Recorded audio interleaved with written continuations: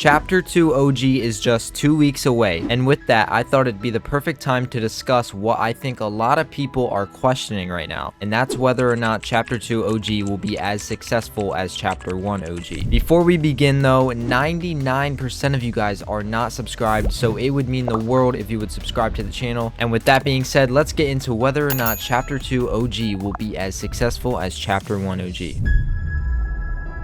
Obviously, as we all know, last year Epic teased the release of Chapter 1 returning, and we had no idea. Out of nowhere, in Chapter 4 Season 4, Kato Thorn would bring along a time machine, and on October 10th, 2023, his vault would be left open that contained the time machine, which had a date of July 12th, 2018, and that of course was the day that Chapter 1 Season 5 released. So immediately, everyone started speculating that Chapter 1 was coming back in some way, shape, or form. A week later, the time machine would be moved over to Frenzy Fields with items from Chapter 1 Season 5 like the Tomato Temple Head, Durr Burger, and Dusty Diner sign that were placed all around the time machine. This made it evident that we were going to go back to the good old days, and the hype built immensely. Now let's take a look at things today in preparation for Chapter 2 OG. As we all know, in April of this year, the entire Fortnite roadmap for 2024 was leaked on a Zoom call. This roadmap would contain so much information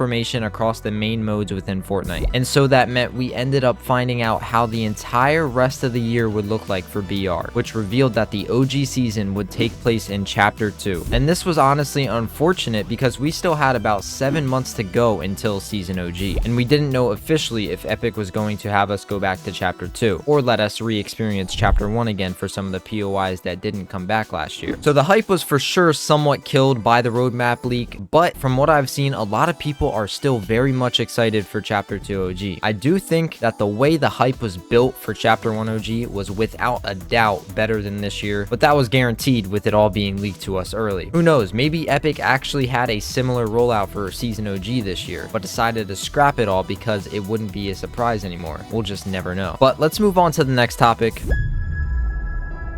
As for the seasons we're getting with Chapter 2 OG, you really can't go wrong. Season 2 is arguably the best season of Fortnite ever, and on top of that, you have Season 3, which is one of the most unique seasons we've ever seen. Now, Season 1 is your average season, nothing too crazy, but it was the first season of a new chapter, so it definitely still holds a bit of significance in terms of Chapter 2. Now, it does suck that we're only getting the first 3 seasons of Chapter 2, because there were 5 more seasons on top of that, which included some greats like Season 4, which was our first ever Marvel season, Season 7, which was one of the peak seasons in my opinion, and then you could argue for maybe a Season 5 or 8. To be honest, the only real trash season from Chapter 2 would be the very criticized Season 6, or also known as the Primal season. It would have for sure been nice to see some of the other seasons make the cut, but it's understandable when the majority of people play during the early half of Chapter 2. And if Chapter 2 just so happens to be very successful this year, Epic could go ahead and give us the rest of the Chapter 2 seasons for Season OG next year. But moving on.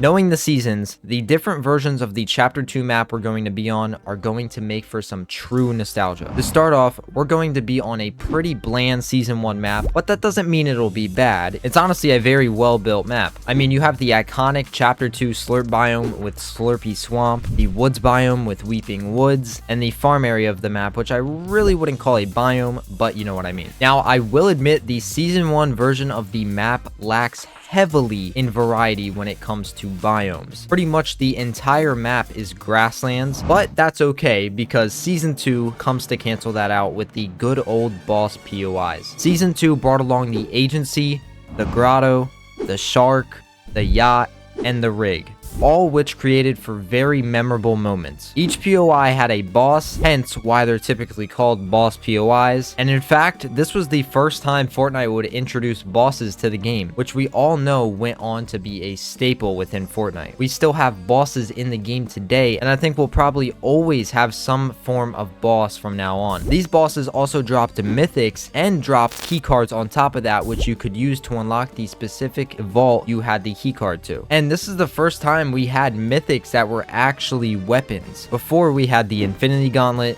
Infinity Blade, and Batman's Grapple and Batarang, which weren't legit weapons within Fortnite. So yeah, Season 2 really impacted the way Fortnite was played and introduced so many new features that are still present in the game today. Moving on to the Season 3 map though, boy oh boy, this map is so much fun, man. The whole idea of the map being flooded was probably one of the most game-changing events to happen. It really added some freshness to the game after such a long period of being in Seasons 1 and 2 having generally the same map. And the water level would be decreased over about a month-long span, which allowed the game to stay fresh throughout the entire season. The Season 3 map was truly special and something we'd never seen before and have yet to see again. If you guys don't already know, in terms of the lengths for the seasons in Chapter 2 OG, Season 1 will last a week, followed by Season 2, which will last 2 weeks, and then for the final week, it'll end in Season 3. When the leaks of this came out, I was very pleased. I mean, that's honestly the best way to have it, because you have Season 1 to start off, obviously, just like how it was when Chapter 2 originally started, and then you go into the clear-cut best season out of the 3, that being Season 2, that'll last 2 weeks instead of 1, which is the right move because it allows players to experience the most memorable season for the longest. And prolonging Season 2 will ultimately maintain a very high player count throughout, so it's just overall a very good move on Epic's part. And I'm not complaining because that's peak Fortnite right there. Now, Season 3 only being a week is going to be really interesting. I'm very curious as to how they're going to do the water levels. Is it going to go down every day? Are we going to skip a couple water level stages? Or will we stay flooded for the whole week? Which I highly doubt, but it's a possibility, and if that were to happen, I'd personally be really happy. But if I were to guess how they're going to go about decreasing the water levels, I'd have to say daily, because there were actually 7 stages of the water level decreasing, which is almost perfect if you factor out the Season 3 launch map, so not quite, but almost.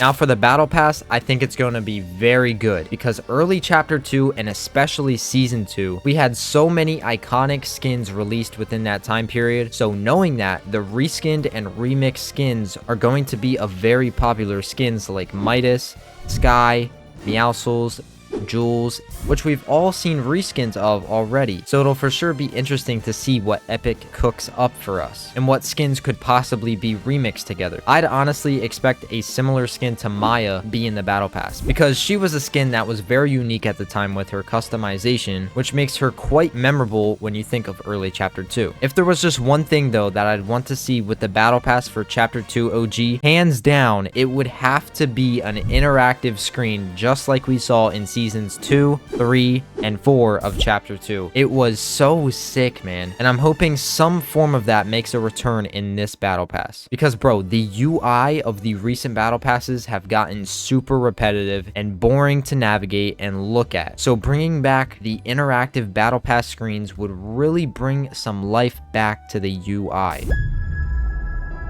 One last topic I want to talk about when it comes to Chapter 2 OG is the way we're going to experience it now. Obviously, as we all know, back then in Seasons 2 and 3, we were all stuck at home. And I can probably speak for a lot of people here. We were playing a lot of video games, and it was a time like no other. So, I mean, it really has me wondering how it's actually going to feel in today's terms when life is back to normal. And we are all 5 years older than we were back when life was essentially very simple for most of us during the time period that these 3 seasons took place in. It really is going to be a whole new experience and is for sure going to hit much different now. But will it be in a bad way? No, I don't think so. I firmly believe that these seasons were very solid and the start of Fortnite's second prime following the massive success of Chapter 1. With that being said though, are you looking forward to Chapter 2 OG, and do you think it'll be as successful as Chapter 1 OG was? Me personally, I'm really excited to go back to Chapter 2, and I think it'll definitely have similar success to Chapter 1 OG. But be sure to let me know what you think down in the comments below. You guys have been killing it with the comments recently. I love reading what you guys have to say, and if you've enjoyed this video, dropping a like and subscribing is greatly appreciated. It helps your boy get closer and closer to hopefully achieving his dream one day of 100,000 subscribers. I hope you all have a great one, and I'll catch you all in the next one. Peace.